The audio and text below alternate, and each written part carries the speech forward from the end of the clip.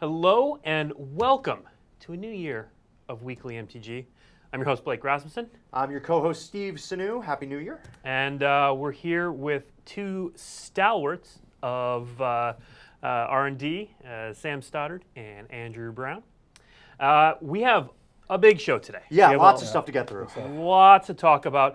You can see down at the bottom, if you follow along, well, there's our names. Yes, you can now see our names. Our names and our Twitter handles. But even further below that are all the things we're going to talk about today. Yeah, lots of things, Blake. And we're going to start with some of Sam and Andrew's favorite Ravnica Allegiance cards. Yeah, and I want to point out we're going to go through this thoroughly, but we are going to save time at the end for news. We've got some news. We've got some bonus previews as well, so cards that no one's seen before. More new cards? More new cards. So the full set is going to be revealed tomorrow, 8 a.m., dailymtg.com. But we're going to reveal a few more cards today. And then, we've got some news about some new stuff coming out. So everybody that's tuning in, you haven't missed the news. Stick around, look at the ticker down there. And this is the best part anyway. We're going to talk to the people who make the cards about the cards. We're way more important than news. Way more important than news. Let's get started with our first card. So Andrew and Sam sent us a list of some of their favorite cards from Ravnica Allegiance that they were excited to talk about. So they sent us a list. We're going to go through the list, and we're just going to talk about all of them. And what I love about this first one is it's a fan favorite too. I think fans have already and a fan favorite character too. So let's bring up Domri Chaosbringer. So this is a legendary planeswalker for 2 red and a green. Comes in with 5 loyalty. For +1 loyalty, add red or green. If that mana is spent on a creature spell, it gains Riot. Riot's, of course, the new Gruul ability. Exactly. The -3 ability is look at the top 4 cards of your library. You may reveal up to 2 creature cards from among them and put them into your hand. Put the rest on the bottom of your library in a random order. And then the -8, the ultimate ability, you get an emblem with at the beginning of each end step. Create a 4/4 red and green beast creature token with trample. And that's each end step, too. Each end step. So if we're playing multiplayer, so I didn't even notice that. Yeah. I'll get one. On Steve's turn, I'll get one. And on Sam's turn, I'll get so one. the good news is, like in a 2-player game, where often it's like make it during your upkeep, and it's like, well, I've got to wait 2 turns. Here it's like, well, it has summoning sickness essentially, so I have to wait 1 turn, except instead of having 2 beasts, the next time you hit attack, you have 3 beasts. Yeah. So it really just multiplies every time. So you guys probably knew you were bringing back Domri for story reasons, and also it's flavorful. How did you look to change Domri from his last iteration? I mean, I think the big stuff with Domri was his last iteration was very well known. I mean, it's a 3-mana card. It was very strong. The biggest struggles that we had was we already had some of the Planeswalkers and stuff we really liked at 3. And we wanted to do something different with Domri. You know, before he was very low to the ground and really ramping out kind of pretty small creatures. We wanted to ramp up things that are a little larger this time, and that's why moving up to 4 mana meant that instead of kind of helping him summon the smaller things that he might have been involved with, and now he's just summoning the biggins. He is bringing the big boys, and he's going to take down the city. Yeah, so it was really important for us when designing Domri to make sure that he still worked with creatures. So, and often a question I see on the internet a lot is, what happens if I give my creature Riot? And here's the answer. You play Domri, and you give your next creature spell Riot, and you play another Riot card, and you can get a counter and haste, which actually matters a lot for some of the cards we've made for standard, like Skargan Hellkite, where it matters if it has the counter, and also having haste is a huge bonus. Yeah, and is it Growth Chamber Guardian? Growth Chamber Guardian, too, just Great another combo. great card to put a +1/+1 counter on. Incubation Druid, another excellent one. So I'm super excited for Domri to start seeing some play, and just get some counters on your creatures, activate their abilities. You can do everything. So throughout this, we're gonna show you the main card that Sam and Andrew are talking about, but also they're probably gonna mention some cards along the way, like Growth Chamber Guardian and the like. Or Skargan Hellkite. I would recommend that while you're watching this, keep the card image gallery open right next to you. I've actually got it open on my phone too, so I can see some things. So if you don't know where to go, just type in dailymtg.com to your browser, and then it's a big banner thing like partway down the page that'll show you all the cards that have been publicly revealed, and you can follow along. So Growth Chamber Guardian, for example, is it's a 2/2 that with the adapt ability, which is a Simic ability. But when it gets a +1/+1 counter, you just go search for another one. Exactly. The big way that adapt is different than monstrosity is that monstrosity really tracked whether or not the status of monstrous had been hit, where this is really looking at counters, which means things like if you play Growth Chamber Guardian and you play its adapt cost, you get 2 counters, you get to search another copy up. But you can also just, if it has Riot, enters with a counter, well, it has a counter, you get its ability, search for another one, play that one. Well, if that has Riot as well, guess what? You can get another one. You just keep going, You're not going to get the two counters the same way, but you're going to get them much cheaper, much faster, much more efficiently. It's a great way to have this overlap in our cards, the way that we really like in guild sets, that we overlap between different mechanics and different guilds. Yeah. Exactly. Speaking of overlap, you guys mentioned one of your favorite combos in this set. My Your personal favorite combo. So, Andrew Brown. We'll start with part The 1. Andrew Brown combo. Emergency Powers. So this is just a cool card on its own. Emergency Powers is an instant for 7 mana, 5, a white, and a blue. Each player shuffles their hand and graveyard into their library, then draws 7 cards. Exile Emergency Powers, so the first part is a Time Twister variant. Yep. And then it has Addendum. So Addendum is an ability. If you cast this spell during your main phase, so all the Addendum spells matter if you cast them during your main phase, you may put a permanent card with converted mana cost 7 or less from your hand onto the battlefield. And you like that it goes with this next card, Smothering Tide. Smothering Tide. Smothering Tide, which is a white enchantment for 3 generic mana and 1 white mana. Whenever an opponent draws a card, that player may pay 2 generic mana.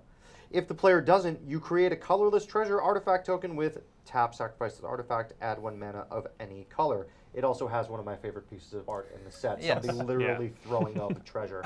A lot of people, I'm sure, will be able to see how this is a combo. Andrew, would you like to explain why it is a combo and why it's your favorite? Right. So when you play Emergency Powers and you have Smothering Tide out on the battlefield, your opponent is forced to draw 7 cards, which just allows you to make 7 treasure tokens for free. And conveniently, Emergency Powers then lets you play another card for free, and you have this free 7 mana lying around. So when you Time Twister, you can draw more Time Twisters, which can get you more treasure, which can get you more permanents on the battlefield.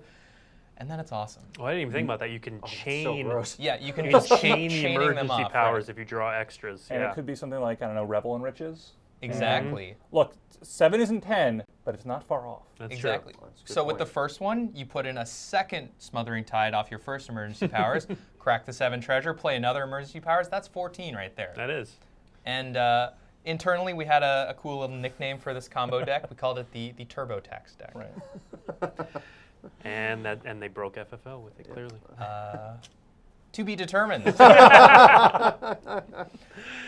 Let's move on to the next card, a cool legend. This is one of the few legends we've printed 3 versions of. Taissa Karlov. So this is a 4 mana, 2 a white and a black, legendary creature, human advisor. Taissa is a 2/4. If a creature dying causes a triggered ability of a permanent you control to trigger, that ability triggers an additional time. So it's kind of like Panharmonica for death triggers. Reverse Panharmonica? Death Harmonicon. Death Harmonica. Death Harmonica. You guys come up with the best things. You have more time to think We about have a it lot than of we time do. to think Yeah. about it. And then it also has the ability that creature tokens you control have vigilance and lifelink. So there's a lot going on here. Unpack it for us. Yeah, Taissa is a Ravnica stalwart. I mean, she was in the first block, the second block, the third block. She's been an incredibly important character, and she's a really popular commander. And a big thing for me when I'm making sets is often making sure that these really popular characters, their cards, if as much as possible, are good in Commander and in other formats. And I think we really kind of missed the ball in the second version of Taissa. I think we can admit that at this point. She was like a 5/7 pro creature. It didn't really fit her character well, so I was really determined this time to make sure that this version really fit who she was and gave you something that could both work with her previous version, if you want to put that deck together, or by yourself really make you create a deck that feels like a Taissa deck. And in this case, well, doubling all the death triggers works great with Afterlife because, twice as many spirits. Look, if Afterlife 2 to get 2 spirits is great, Afterlife 4, woo. But, you also get to, doubling for, your kind of aristocrats types decks. You sacrifice whenever something says, when you sacrifice, or when a creature dies, your opponent loses life, we'll get twice as many of those. This thing really tells you how to build a deck. It really guides your hand towards, I can imagine what I would put, what kind of deck I'd put it into, and what kind of new decks this could create in a standard format, or what kind of commander decks could I build now that I've got this awesome, powerful ability. Yeah, my mind when I saw this card immediately went to Revelark, which even though Revelark's ability says when it leaves play, if the way it leaves play is by dying. Then Taissa will trigger. If you're blinking Revelark or bouncing it to your hand, that won't work with Taissa. But if Revelark is dying, if you're sacrificing it, then you'll get the extra triggers. Yeah, and a big prop to the rules team for getting this card to work, because this is not the easiest card to write or to get to work, and there was a lot of debates and kind of laying out a ton of different cards and saying, okay, how does it interact with this? How does it interact with this? And they did a really good job of getting it to a point where the rules of the game actually handle it. For the most part, the way you want it to work, it really does work. Yeah.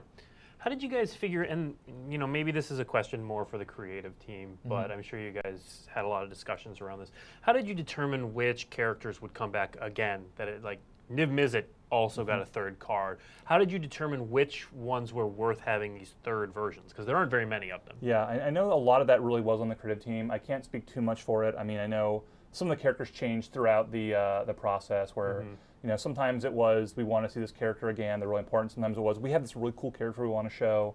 Like, I've seen a lot of people sad that Rurik Thar didn't show back up. He was a popular character. For a while, he actually was in the set before they went over to Nikia.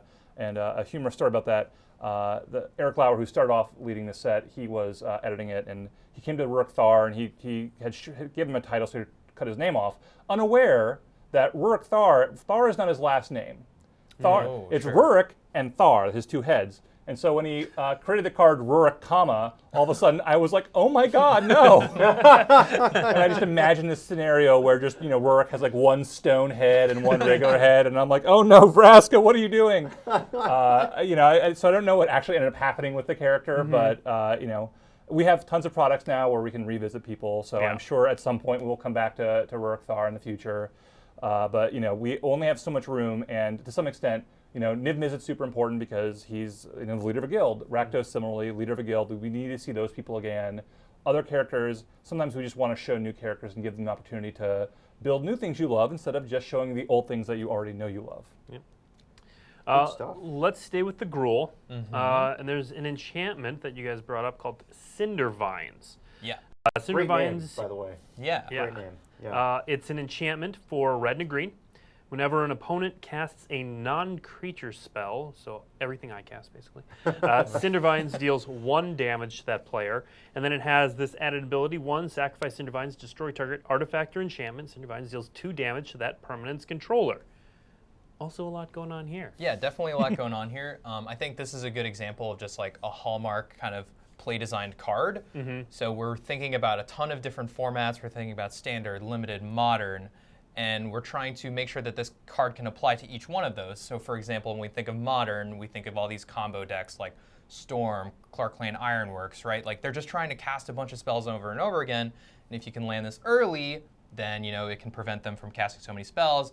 But if you don't draw it on time, you can still use it to potentially destroy an artifact later. So it's a very modal kind of hate card where you're happy to draw it early, and you're still fine with drawing it late.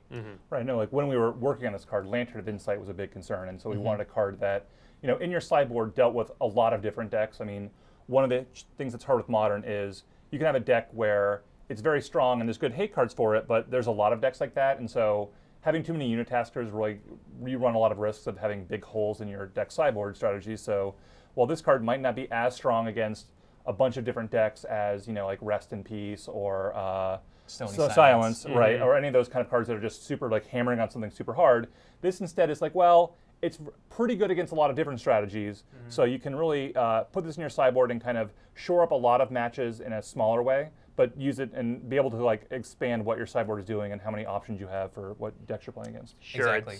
It's not the best disenchant, but it's like the best disenchant against Storm. Yeah. Right. Yeah, exactly. It's a very flexible card. Yeah, and one of the things we're actually kind of doing a little bit more in play design is, we all have our tendencies and decks we like and decks we've succeeded with on the outside, and it's actually been tasked to the players like, I really love playing control decks, so it's like, so Andrew, what would you really hate playing against today? I was like, I got exactly what I would hate playing against. So yeah, in standard even, even like against control decks, like they have, you know, Oblivion Ring style cards, Search for Azcanta. You're casting so many different spells that it's just a nightmare to play against this Chaining on turn ops. 2. Exactly. Yeah. Steve, what's the next card we got lined up? Next card we got lined up is a card called Captive Audience, Blake. It is a mythic rare for 5 colorless, 1 black and 1 red. Again, one of my favorite art cards because it features Ravnica's favorite homunculus. Captive Audience enters the battlefield under the control of an opponent of your choice. At the beginning of your upkeep, choose one that hasn't been chosen. 1, your life total becomes 4. 2, discard your hand. Or 3, each opponent creates 5 2/2 black zombie creature tokens. Right. Now I'm gonna assume. I think You say correctly. right like that makes absolute sense. Okay, so I'm gonna assume that at the beginning of your upkeep, that refers to the player that controls Exactly. the enchantment as opposed to the person that played the enchantment. Right, which Correct. is why it is not a curse, and it doesn't like it's not like enchant player. It has to go to their control, so they are the ones who are actually in charge of their own fate. And they are indeed a captive audience in more ways than one. I love it. So talk about this card. What's going on where did here? these numbers come yeah, from? like what's happening here? The numbers are scientific via play design. That's the true. design is Yeah, this was me really trying to come up with like what's this idea of just like the most brutal card I could possibly imagine. And so it was like, well, what if we gave you these choices and every choice is just like kind of like, well, we could almost print that on a 7-mana card, and you've got to go through all of them, and like really just running the gauntlet on all these things. And it was a really fun idea for me to be like just the most brutal thing I could possibly imagine. But there's some interesting counterplay because it's like some people are like, well, the card's not that great because like what if they don't have a hand? It's like, well, they're gonna choose that for the first one, but right. they are still like they still got to give you some zombies and change your life total at some point. And we did playtest this card a lot. The life total numbers changed up and down. 1, it turned out was pretty low. 5 was too high because sometimes you gained life. So Right. 4 is super scientific. Very scientific. Yeah. It wasn't 3 because of lightning strike. That's true, right? So a surprising amount of thought has gone into this card. I believe it. It's there's some pretty crazy modes though. Oh, yeah. There's also a couple weird things. I don't even know how else to describe them. Like, how do you get rid of this card? So I this tell you, card- hey, don't get rid of it. How don't you get rid of this This card? card doesn't go away once all of the modes are completed. So if you had a really good idea like flickering it for some reason, that would be a great idea. And I would totally recommend doing this because it comes in under another opponent's control and then you get to just start all over again. Or the same opponent even because it's Or just the an same opponent. opponent. It's not an opponent that has not been chosen But to be a captive audience. Steve, this you've game. already gone to 4, discarded your hands, and I have 5 zombies. I think we can move on to Blake at that point. Probably. Probably. If you survive that, Yeah. super impressed. I mean, Oh, yeah. Yeah. Right? No, you deserve a raise. You deserve the whatever Yeah. fame and fortune come to you for winning on that one. That's like winning a reality show. You deserve to be let free from being the captive audience. And now at also least. of note is because this goes under the control of the person who's being affected by it, they can't remove it with Ixalan's certain Binding. Oh yeah, there are a lot of cards that we have made where they only hit your opponent's cards largely because we didn't, sometimes loops happen or you play it, your opponent like Right. bounces their own thing, all of a sudden you got to kill your own thing. That's not super great, and so they say opponent control. And this card, has kind of an interesting, weird difference because of how it works, where those don't work anymore. So Ixalan's Binding it. No, sorry, can't do that. You're not getting it that way. Certainly you can disenchant it, and there are ways to get rid of it, but it's not everything. A lot of your very standard answers are not going to work. Yeah, some of our quality of life improvements to cards in general have just opened up this little wiggle room for cards like this to just get a tiny bit stronger. Very cool. Nice. Let's stay with the Rakdos. It's a party. Why not? They're the best guild. And go to the OG himself, Rakdos the Showstopper. So this is a legendary creature demon for 4 black and a red. And this is another one of those that we've had a bunch of versions of. 6/6 flying trample. When Rakdos the Showstopper enters the battlefield, flip a coin for each creature that isn't a demon, devil, or imp. I love imp thrown in there. He has a lot of friends. He does have, little bunch He's of tiny very friends. popular. Destroy each creature whose coin comes up tails. And then the flavor text is just entertain me. Rakdos is a character who is near and dear to my heart. I'm a true Rakdos fan. I love the idea that this entire guild. Most guilds are there to like do this really important function, like the Golgari are kind of like waste management and feeding everybody, and the Selesnya have some food responsibilities, and the Azorius are all about the laws. And the Rakdos are really there to make sure Rakdos doesn't mess stuff up. Yeah. Like, he is a giant, I won't call him evil, but boy does he like destruction, and he likes being entertained. And so what I really want to do for this version of this card is really get to the heart of who Rakdos is. And when he comes, it's a party. My idea of this was, what if you went to this awesome metal show, and it's got this great pyrotechnic stuff, but it's not on stage necessarily, like just in the audience. Like, your seats might be wired, you have no idea, and you're just partying down, and the people next to you are just getting like thrown off with these huge explosions, and you're like, wow, this is metal. and that, just that was my basic concept behind this. And yeah, just this idea of getting this character who just like, he brings chaos wherever he goes.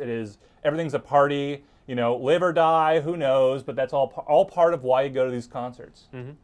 Never seems to be Rakdos that does the dying. Yeah, and I do have a confession. In some of my Prime Speaker Vanifar decks, I did include one Rakdos if I was feeling especially spicy that day.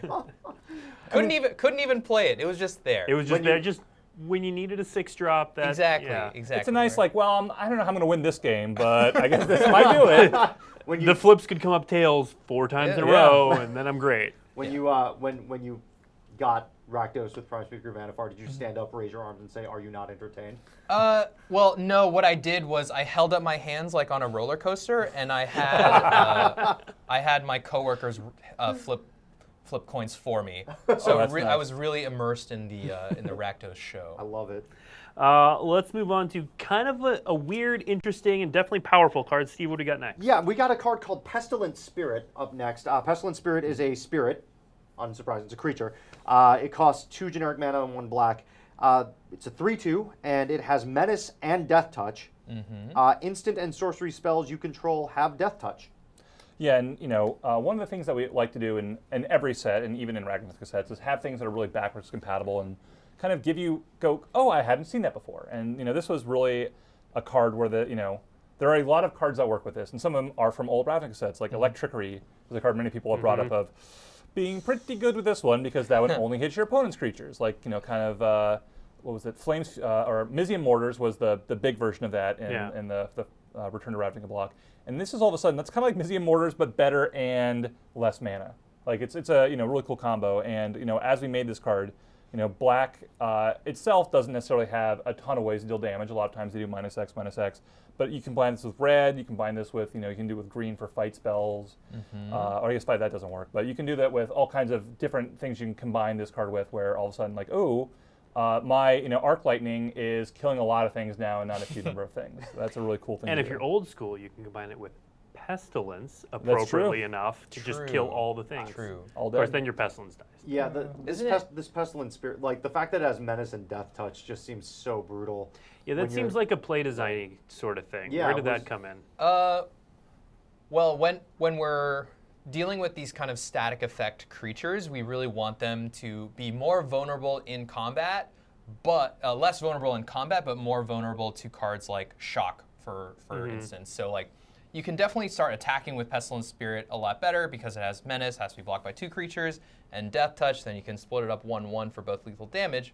But we also want to make it like more easily killed if you're trying to interact. Right. So like Shock, Lightning Strike, all these cards kill the Pestilence Spirit.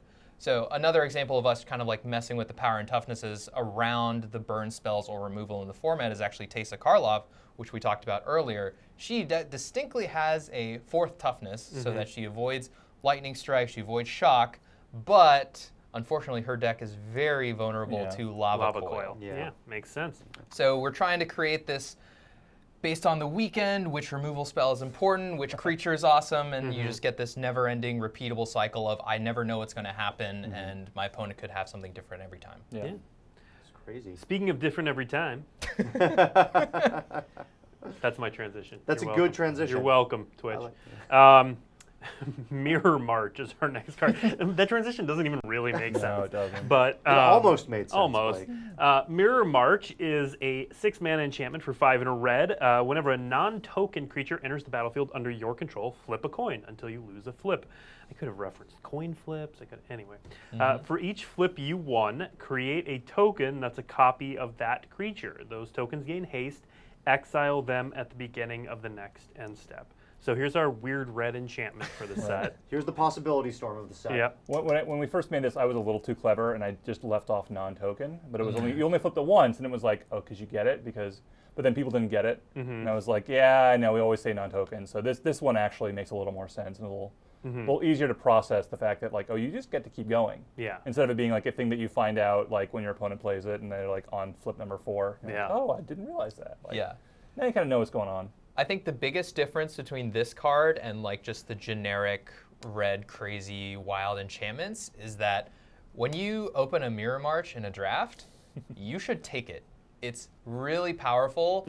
Even though like the odds are only 50-50 to create a token, like there are lots of ETBs, there are activated abilities, just definitely tons of stuff you want more creatures of. So I wouldn't sleep on this one because I have copied a Ravager Worm 4 times. Just throwing it out there. Oh my God. Right. And even though, because you got to keep going, the average of this, so it's not just like, well, you flip a coin once, and so it's an average of every card you play is you get half a token of. The average is actually 1 token, and sometimes it gets really big. Yeah. It's not okay. Admittedly, sometimes you get like 5 or 6, and you don't actually need that many, and it's overkill. Oh well. Yeah. But it is something where, you are on averaging getting 1 complete extra copy, and sometimes you're like really far behind. You're like, I need to get 2 copies, and let's go, and you get it. It's great. Cross your fingers. The Andrew Brown offensive, as it were. Yeah. Again, just hold up your hands and have your opponent flip the coins for you. It's much more fun. Get on the ride. Yeah. Make sure you're like on good terms with the person you do that with. What do you mean? All right, next card, Steve. Angel of Grace is our next card. It is the first card collector number wise in the set. It is 001 out of. Fact. Yeah, fun fact if you look at collector's numbers. It is an angel. Again, I'm getting the cards that are self-explanatory as to what the creature type it is. 3 generic, 2 white. It has flash. It is a 5/4 with flying. When Angel of Grace enters the battlefield until end of turn, damage that would reduce your life total to less than 1 reduces it to 1 instead. But that's not all. But there's more. Pay 4 generic mana and 2 white mana for an activated ability. 4 generic mana, 2 white. Exile Angel of Grace from your graveyard. Your life total becomes 10. Exactly. So this card has a very special place in my heart. When I was out playing Magic, I really enjoyed the deck ad nauseum in Modern. And part of the combo with that is a card called Angel's Grace, which specifically says if you were to take damage, you go to 1 instead. So pretty much the ETB of Angel of Grace. Yep. So I really liked that card, and I really wanted to port it to something that we could, see in Standard, maybe in some sideboards, surprise some people. So this is our take at a creature version of Angel's Grace. Right, and it lets you do stuff where your opponent attacks, and often with these kind of creatures, what you really want to do is just kind of big flash creatures, is play them, pick off one of your opponent's small creatures and attack in the air. And you want to do that with this a lot, but sometimes like you're a little bit behind and you actually do want to trade this off so that you can untap and use its ability to go back up to 10, because maybe the opponent has out 2 creatures and you're like, all right, I'll block your larger one, these guys are going to trade off, and then I'll go up to 10, you've got a 3/3 out, like I am now in a much more safe position than I was before you attacked. Yeah, and you can also see some of the counterplay with this card, because there are cards in Standard like Banefire that say can't be countered. Yep. And as a control deck, most of the time you're just sitting there looking at it, maybe hoping you have like a Revitalize in your hand or something like that, and the math's off. But this card just says no, or at least not all of it. That might be an idea for your Azorius control deck. Yeah. Like. It might be. Let's also not forget Writing that this down. this is at the very least a 5/4 flying flash creature. Yeah, you almost had me there. Yeah. You almost like had for me there. 5 mana. Like, let's not forget that. Like, all the rest of that stuff is great, but oh my god, I would play this in every limited deck. Well, I and could that's jam what it into. old Avacyn, the flip Yeah. Avacyn, Yeah, got exactly. played a lot just for being a 4/4 5 mana flying flash. flash vigilance Right, for 5 mana. Yeah. But yeah, if you're staring down some Banefires, I would definitely recommend going to some Angel of Grace. Because I did learn the hard way a couple times during testing. I had to absorb a Banefire that was uncounterable. It kind of works. It's not the greatest feeling. It's not, but you do what you got to do. The best is you have to double absorb it to stay alive. That's a really good feel. Yeah, no, that's the opposite of that, actually. Wait, which side of the table are you on? I'm on the absorb side normally. Yeah. That's the problem. Next up is Ravager Worms. So Ravager Worm is a 6 mana, so 3, a red, and 2 green. It's quite the casting cost. Creature Worm. It's a 4/5. It has Riot, so it gets that choice when it enters the battlefield to either be bigger or be faster. And when Ravager Worm enters the battlefield, choose up to 1. So you don't have to do 1, but you can. Fights target creature you don't control or destroys target land with an activated ability that isn't a mana ability. Yep, and of cards that Domri has cast a lot in our testing, this is high on the list. It turns out. I can't believe you got 4 of these off of Mirror March, man. This is insane. It was a great draft. Wow. I won that game, but I lost the match. Maybe because I lost some flips after that, but I'm never going to tell you. So we're seeing a lot of, it seems like at least, we're seeing a lot more modal spells. So in previous Guilds of Ravnica, we saw cards like Knight of Autumn. We've got Ravager Worm here. First of all, are we seeing more cards that are modal? And if so, why are we doing that? We are. Best of 1 is a big thing on Arena, and beyond just that, we really, as a whole, like it when there are cards that have a lot of utility and a lot of versatility. Some sets do really well with this of having the mechanics for this. Cycling is an example of a great mechanic where, we can give you a card that has a pretty narrow effect and then give it cycling of 1 colored mana, and it's pretty easy to include it.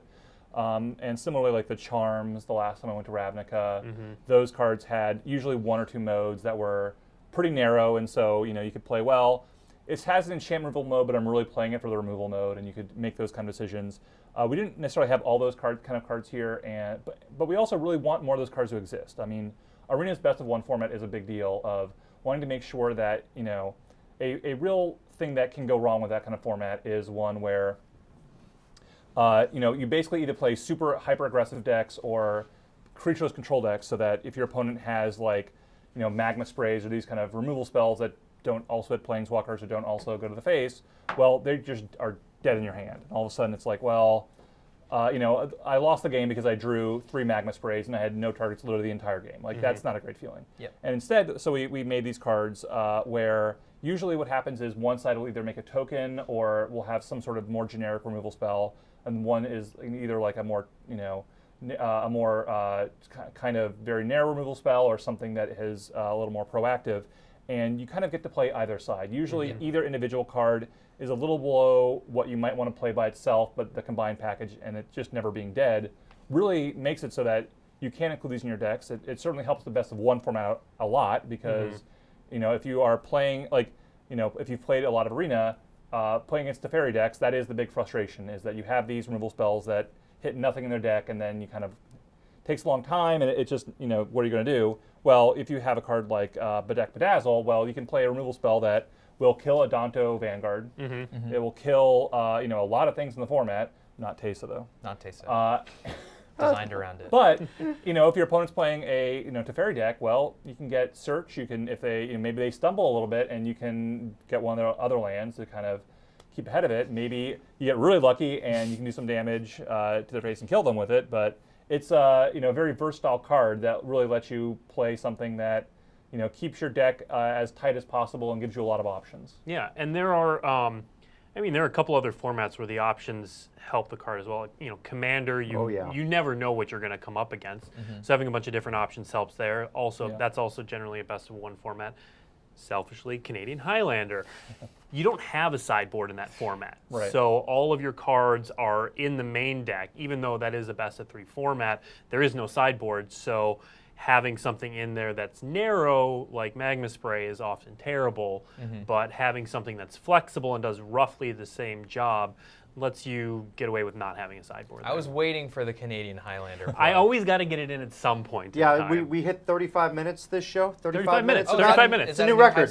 New high score? 34 34 minutes. minutes. New Thank high you. score. Right, and these kind New of record cards, for Blake. these kind of cards do help out with metagame churn and making sure that, like, you know, Definitely. again, the week by week stuff is like there'll be times where you're just like, look, I'm going to take the risks. I'm going to play these cards that are way better against the aggressive decks, but are not as good against Teferi decks because, you know, I've thought about it and I've just decided, you know what, this is not Teferi's week. No one's going to play him. I'm going to just play the straight removal spells. I'm going to do more efficient stuff than Bedeck Bedazzle.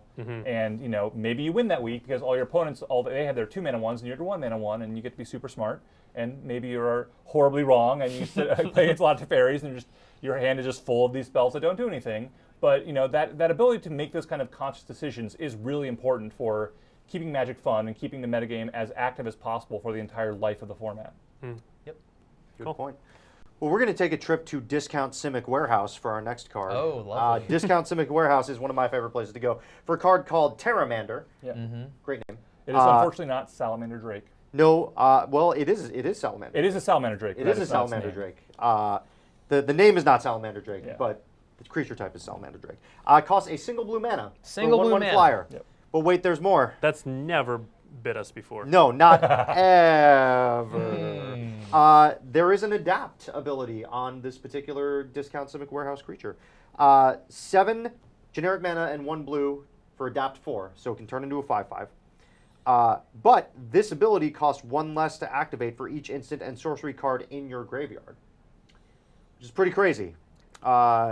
It's really 2 mana. It's never cost I more. completely overlooked this card the first time I looked Yeah, at it's it. UU 5/5. Yeah. This is potentially an insane card. Talk about how insane this card is. Well, Go. Boy, this will get used against us in yeah, the future. that's a isn't great setup. This card is broken. boy. Why are Yeah, you why- why, and why- why did you want to ruin formats? it? I look forward to the fail compilations in the future. So No, that's great. but actually, let's talk about this card. It is a very cool ability on a Yeah, on a certainly. with potential to scale. That's really great. Yeah, we really like promoting like spells decks with like Crackling Drake, Enigma Drake, and like which allows you to just play all these instants, sorceries, creatures, just a good mix of cards, a good mix of creatures. But that's actually part of the downside sometimes when you're playing cards like Crackling Drake, Enigma Drake, and right here Terramander, where you might draw too many of the creatures, not enough of the spells. But again, another but. When you really look at the end of it, it can be a UU 5/5 flying. Right, and you know, making this card, a lot of it was thinking about older formats, like getting 7 instants and sorceries in standard in your graveyard. It's not hard. We've certainly seen that with decks, but it's not nearly as fast as it is in older formats. Like you don't have Thought Scour in standard as an example. Faithless Looting. Right. You don't have anything that's quite that powerful, so you can definitely do it. But you know, this is a great card where it has a lot of potential in standard to be a card where it's fun and fair, and you get to do stuff with it. And the kind of in older formats where the rest of the cards there are maybe a little less fair, this also scales up in its unfairness. So you know, this is a thing that I think a lot of the Delve cards did really well, where they were like, you know, good and limited, and about, you know, par with everything else. You got to standard, and they were like very good, but about on par with everything else. And you went to older formats. Okay, maybe we're a little too strong there. But you know, it is very hard to make cards that are like fair in multiple formats in different ways. And this kind of scaling is one of the really great ways to do it. Okay. And this doesn't eat your instants and sorceries. No, it doesn't. So Yeah. the more of these you draw, the easier it is to activate You them. can have 2 Two 5/5s for 4 mana mana. 5/5s. What? Wow. What? All right, for our next card, Sean, our producer, I'm going to throw you a little bit of a curveball because we're skipping ahead to Priest of the Forgotten Gods. I want to make sure we have enough time to talk through the bonus previews and the news, of course, at the end. Gotcha. So we're going to skip to Priest of the Forgotten Gods, and then after that, we'll go to the last card on Sam's list. Yeah. But first, Priest of the Forgotten Gods is a 2 mana, 1 and a black creature, human cleric. It is a 1/2, not the most impressive stats. That's Squire range. But this ability, tap, sacrifice 2 other creatures, a heavy toll. Any number of target players each lose 2 life and sacrifice a creature. You add black, and draw a card.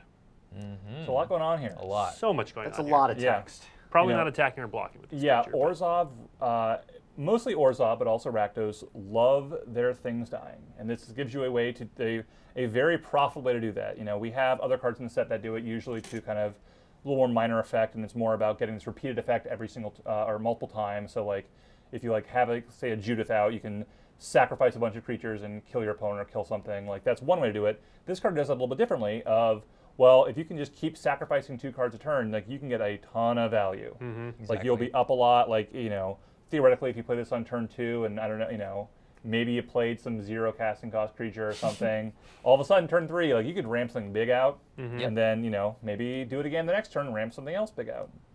Yeah, this card definitely feeds into itself as, you know, you get to draw more cards, add more mana to cast more creatures, and you're also setting your opponent back. So it's definitely, although it has a pretty high upfront cost of 2 creatures, it definitely pays you back in the long term. And pretty funny story with this card. So when we had originally typed it into the our card set file, we didn't have any number of players. It was just like target player, target opponent, or whatever. But we actually realized that that was a mana ability because you added black, which meant that you could undo it. And it didn't go on the stack. It wasn't targeted because it was just your opponent. Each opponent. I see. And so then it's a mana ability, which means that those happen at different times, so they're faster, and you can't really respond to them in the same way, and they do some weird stuff in the rules. So adding target was a great way to both, in some ways, make it stronger because you can sacrifice your own stuff now if you want to. If you're really into it, you can sacrifice 3 creatures a turn with this thing. Great, go for it. But it also let us make it in a way where, you know, it wasn't a mana ability, which is pretty important for making the entire universe not collapse upon itself. Well, and also there may not have been the intended side effect, but there's some multiplayer considerations here. You can be like, you sacrifice, you're cool. Go from there. All right, let's look at one more card before we move on to previews. This card does have a mana ability. It's Incubation Druid. 1 green for an Elf Druid, 0/2. Which is worse than Squire stats. Worse. Almost. Tap, add 1 mana of any type that a land you control could produce. If Incubation Druid has a +1/+1 counter on it, you add 3 mana of that type instead. And it's got Adapt 3 for a cost of 3 GG. Yeah, I love this card so much. I really love 2 mana dorks, even though I love playing control. Sometimes you got to play some green cards. And this is one of my favorite green cards because you're never really truly drawing a totally dead card, right? And that's what I love about this particular mana elf, because, like, you know, sometimes when you draw a Llanowar elf on turn 7, it's like, what am I doing here? A little stinky. Exactly, but with Incubation Druid, sometimes it can just be a 3/5, and that's like definitely above par for when I draw Llanowar elves. Right, and plus, again, one of the big things that makes Adapt different than Monstrosity is this ability to kind of cheat things onto here. So in this example, you know, normally you have to play 5 mana to give this its awesome kind of like Gilded Lotus ability, but like let's say you have a Battle Growth, probably not that card because that card's not very strong. A Domri, the Chaos Bringer. Domri would be one way of doing it. You can cast this and it just starts with a counter and you have just saved a lot of mana. Exactly. Yeah, one of my favorite sequences is to play Domri and then play Incubation Druid, and then after that you have so much mana to where you can play Skargan Hellkite, activate it a bunch of times, play your green-red monsters deck. I love that deck. Yeah. It's going to be fun. It's a good one. Cast your Mirror March, you know. Not in Standard. Maybe you can play it in Standard. Maybe someone will play it in Standard. All right, let's move on to bonus previews. So we had some uncommons left, so these all provide a lot of texture, especially to the draft format. Love some uncommons. Muldrifter was an uncommon. Yeah, a lot of these cards, you know, just looking at this list, a lot of these cards are things that really do a great job of letting us make 3-color decks work and having some overlaps of how the various color pairs might overlap with each other and kind of like, do cool things. Yeah, okay. Let's look at the first one, Clamor Shaman. Thanks, Andrew. No problem. That was good. We appreciate that. Clamor Shaman is a 3 mana, 2 and a red, 1/1 creature, Goblin Shaman. That's appropriate. It has Riot. And when Clamor Shaman attacks, target creature an opponent controls can't block this turn. This card's aggressive. Yeah, it is. This is one of those cards it's like where red's an aggressive color or something. You know, one of the big questions as we're making a mechanic like Riot is like, but aren't you always going to, often people would say the one or the other was the thing you're always going to do. Yeah. It wasn't always the same answer, but they're always like, aren't you always going to haste? Aren't you always going to +1/+1 counter? And, some of what comes down to is different designs that was true. And so we tried to find abilities and designs where there were interesting choices to make. So, having 1 toughness, Clamor, he's not very resilient. And so if your opponent has some 1/1s, you probably aren't super excited about, attacking this into your 1/1s. But maybe you hold it back the first turn you play it, make it a 2/2. So if they're going to trade off with tokens, they've got to put more in front of them. Or, if your opponent's kind of a little bit on the back foot and they only have 1 blocker out, well, that 1/1, that's fine. Get in there. Yep, just right away. Yeah, and I definitely wouldn't sleep on this card in a constructed format either, because previously in GRN, one of the main mechanics was Mentor. So when you do actually write this creature out, it's a lot easier to mentor onto. Yep, that makes sense. And we've also seen cards like this before make waves in Standard. Definitely. So the wolf, the red wolf, Pyre Wolf. Pyre Wolf. Yeah. Gatebreaker Ram is our next preview card. So Gate decks. We've seen a lot of cards, this set for gate decks, and there were also quite a few of them in GRN. And that meant obviously trying to dodge each other. And I was lucky enough to get this one where this is a 3-mana 2/2, not the best stats, but if you want to play a gate deck like your 4 or 5 color gate deck, this thing is tremendously large. also creature type sheep. Yes, very important. Very important. So for those extremely important. for those who are just listening to the podcast, Gatebreaker Ram 2 and a green mana for a 2/2, as Sam pointed out. Creature sheep. Creature type sheep. Yep. Creature type sheep. Bah. Gatebreaker, that was embarrassing. Gatebreaker Ram gets +1/+1 for each gate you control, and as long as you control 2 or more gates, Gatebreaker Ram has vigilance and trample. Oh yeah, he means business. Yeah. Modern Maze's End. I'm telling you, man. Yeah, I really That's gonna what that happen. deck wants. Yeah, Modern Maze's End. A creature that attacks and He's blocks. a creature that attacks and blocks. All right. Effectively attacks and blocks. Let's keep moving and look at another gate card, Gateway Sneak. Gateway Sneak is kind of the blue creature that attacks with gates. 2 and a blue for a Vedalken Rogue. 1/3. Whenever a gate enters the battlefield under your control, Gateway Sneak can't be blocked this turn. Whenever Gateway Sneak deals combat damage to a player, draw a card. So this is our Ophidian Scroll Thief variant, yeah. Yep, this is the Scroll Thief where, you can, if you are, late game as you play gates, you get to keep hitting them, keep drawing cards. These are the kind of rewards that we're really looking to put in. It's not as strong as Guild Summit, obviously, for the just raw card drawing ability. Right. But it is a card where it's a little easier to play it if you have fewer gates in your deck because sometimes, Scroll Thief's fine by itself. Yep. Yeah, and this card is just Scroll Thief Plus. Right, just Exactly. Scroll Thief Plus. Yeah. And it's really important for us to kind of make cards that reward you at different times for having gates, because we don't want it always to be just like, just play as many gates as possible. We also want to encourage you, maybe I don't play my gate now, maybe I play it later. Do I save it for my Gateway Sneak? Or if I'm playing the Ram, I always just want to play them. So we really want to differ up those play patterns to have a more unique experience. Right. Okay.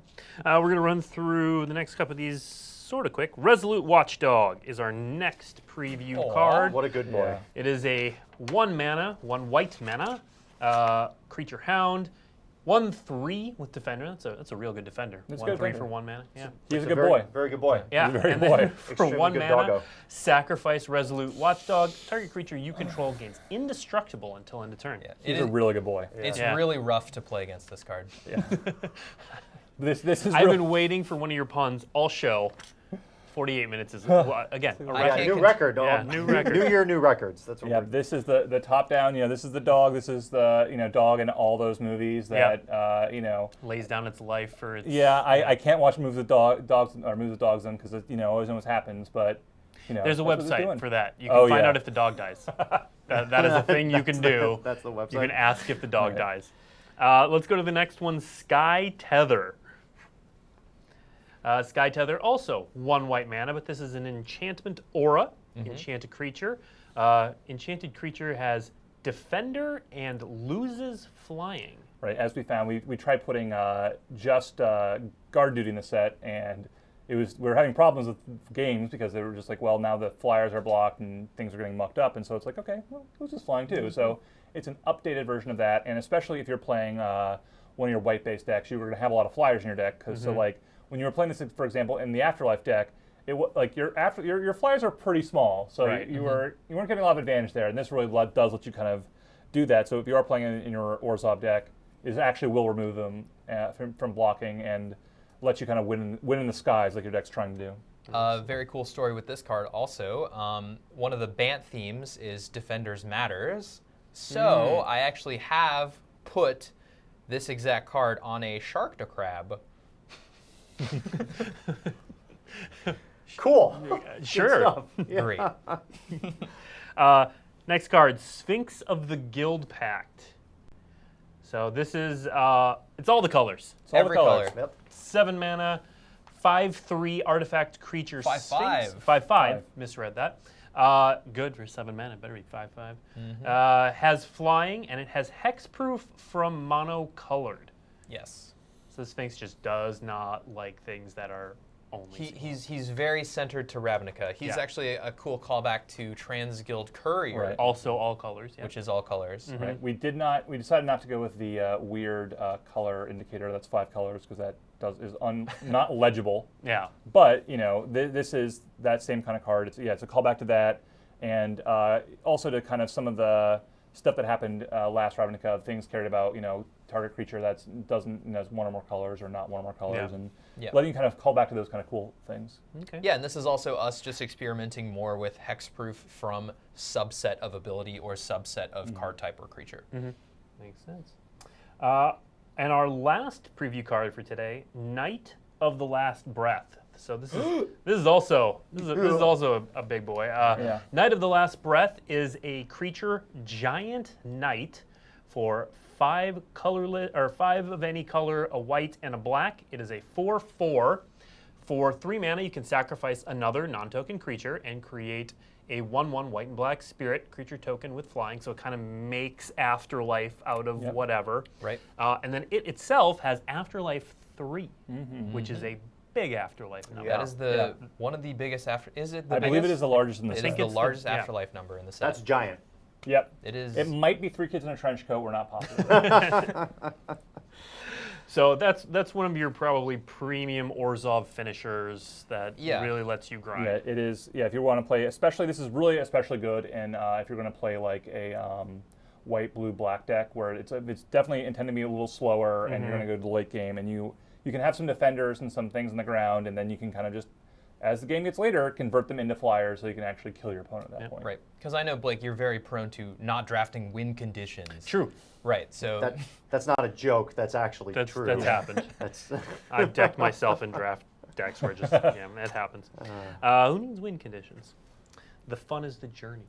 the fun is drawing cards. It's really like Dominaria, right? Because you get a Guy's Blessing.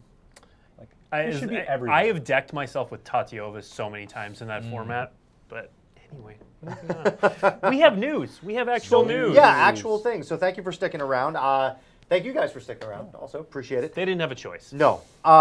We've got some stuff coming down the line pretty soon here. One of them very soon. First of all, a lot of people have been asking, when are Challenger decks coming back? When are they coming back? April 12th. Okay, cool. Yeah. Challenger decks are coming back April 12th.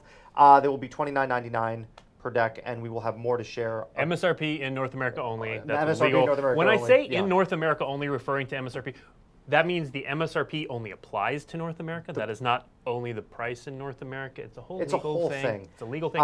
Only applies to Available North April 12th. We will have more to share, including themes and deck lists later on this year. Yeah. Yep. And I saw those deck lists the other day. They're sweet. spicy. Nice. Yep, definitely worked on by Play Design. So we took a lot of information from the real world and tried to translate them again into the Challenger decks. Yeah, you guys did a good job. Some of those decks, I was like, wait, this is just the list I just played again. Okay, there's a slight difference. It is a great way to get into Standard, Yep. and we're happy to see them come back. Yep. Next up, so we are going to publish we're going to be publishing 2 articles right after this stream is done on the next 2 things that we're going to talk about. So we're going to talk about them a little bit, and then head to dailymtg.com to get all the details. But we'll talk about them a little bit here.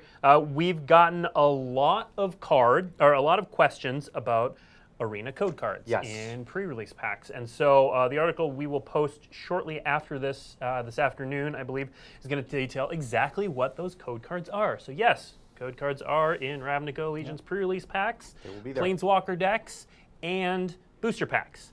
So for booster packs, it's kind of the same deal as Guilds of Ravnica in that they will have a universal code, that will be good for, I believe it's 3 packs of Ravnica Allegiance. For Guilds of Ravnica, Guilds it was of Play Ravnica. Ravnica. Yeah. It was Play Ravnica. For Ravnica Allegiance, it will be a different code. Yes. And then we are also the Planeswalker decks. Same thing. If you purchase a Planeswalker deck, it will come with a code that will let you redeem it for the same Planeswalker deck on MTG Arena. And then in your Planeswalker pre-release, Yeah. thank you. Pre-release kits. You will also get a code again. Now we're in beta, so we're trying new things and seeing what people like. This time, that code will redeem for what we're calling now traditional drafts. So the best of 3 drafts on MTG Arena. You'll be able to redeem that code in the pre-release pack for a Ravnica Allegiance draft on MTG Arena. So that is code cards, and again, we will have the article detailing all the little bits and pieces of that. But that's kind of those are the 3 code cards that are going to be available with Ravnica Allegiance. DailyMTG.com. Make sure you visit it after you wrap up watching this. We do have one more piece of news. One more. This is cool, and we're going to show off some cards. We are. 2. Yeah, we're going to show off, in fact, 8 cards, and by saying 8, I think people may be guessing exactly what this is. 8 Planeswalker cards. Art. Yeah. So we are doing Mythic Edition again. For Ravnica Allegiance. Ravnica Allegiance is going to have Mythic Edition again. There are going to be some changes this time. A lot. There are going to be a fair number of changes this time, yeah. Again, the article will detail these changes. Yeah. But we heard a lot of feedback. All of it very valid. Yes. It didn't go well last time. The product itself, very cool. Yeah. A lot of people enjoyed it. A lot of people wanted it so much they crashed their servers. So that didn't go well. But this time we made some changes in response to a lot of the feedback. So the price point staying the same, so $249.99. That is going to be available on Hasbro's eBay store. So Hasbro has the article that is going to go up in about 4 minutes.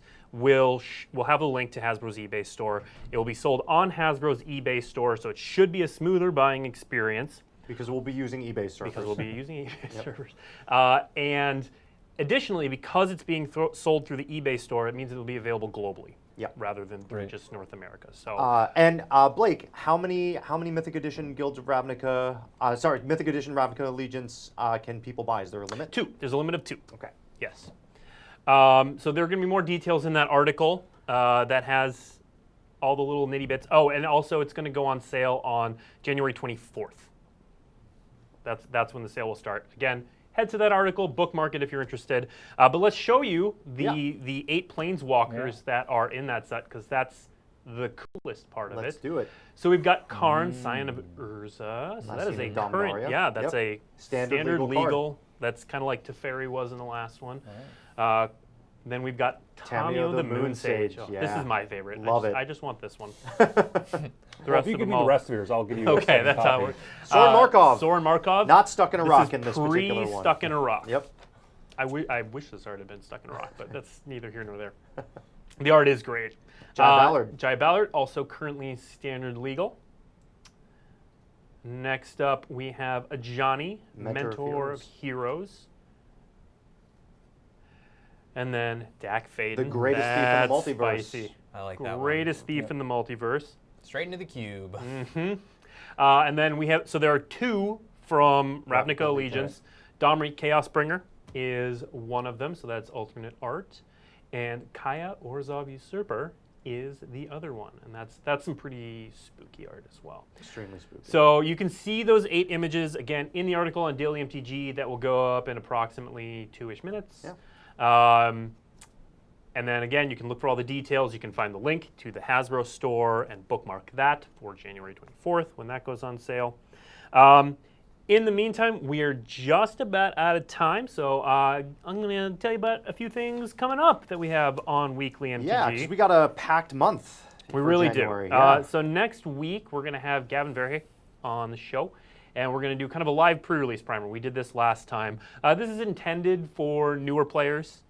Players who haven't been to a pre-release before, who aren't really sure about how to build and sealed. So if that's not you, point your friends to it, or you can stop by and offer advice in chat, whatever. Come hang out. Yeah. So we'll talk about what pre-releases are, what's special about the Ravnica Allegiance pre-release, and then we'll also build a sealed deck on MTG Arena, because Arena releases sealed on the 17th. The week after that, we're going to have some Magic Pro League players in the building. Yeah. So all the Magic Pro League players are going to be in the building for some training and some help setting up their streams and some other stuff. And so we're going to grab a couple of them, bring them into the studio. Haven't figured out who yet, but a couple of them will come in here and we'll talk about the whole MPL experience. And this year, you guys will be able to ask some questions of them. It'll be great. Speaking of questions, on January 31st, this is going to be a fun show. Yeah. The professor of Tolarian Community College fame, see Sam's face, is going to come in the studio. I'm glad I'm not getting grilled by him. No, he's gonna come in here and he's gonna ask Steve and I a bunch of questions. So basically, the theme of the show is myths and truths about Wizards of the Coast. So, does Mark Rosewater, in fact, do everything? No. You can't hear him from any corner of the building, though. So Prof's going to come up with some questions. He's going to ask us. If you have questions that you would like to ask us about the inner workings of Wizards of the Coast, or the way our minds work, or what we're thinking about different formats, or anything, if you want to put on your shiniest tinfoil hat and ask us a conspiracy theory, ask away. We'll deny things. We'll confirm things. It'll be a party, but Prof's going to come on. The best people to ask. Best, yeah. Exactly. Prof's going to come on January 31st. We've got some great stuff lined up in February too that I'm not going to talk about yet. But in the meantime, Kenji Ishira is going to be streaming shortly after this. So I want to thank Andrew Brown, Sam Stoddard for coming on, telling us all about Ravnica Allegiance, which is out January 25th. Pre-releases start next weekend. But you can get an early preview with the pre-release from Loading Ready Run, which will start tomorrow. And it's a lot of fun. Gavin, who's going to be here next week, will be on that show. So thank you for tuning in. We'll see you on Daily MTG if you want to check out some of that news that we just talked about. Otherwise, we'll see everybody later. Thanks so much. Bye, everyone. Bye.